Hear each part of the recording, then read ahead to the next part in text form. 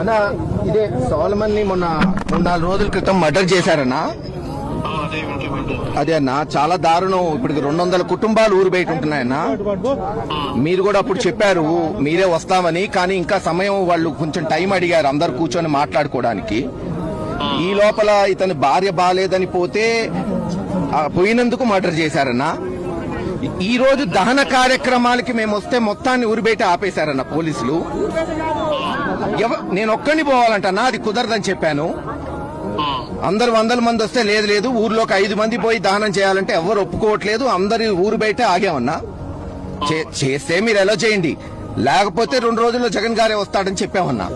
మీరు ఈ రోజు ఎలా చేయకపోతే మటుకు దహనానికి అందరు లీడర్స్ అందరూ కాన్స్టిట్యున్సీ అందరూ వచ్చారన్న. 2-3 వేల మంది.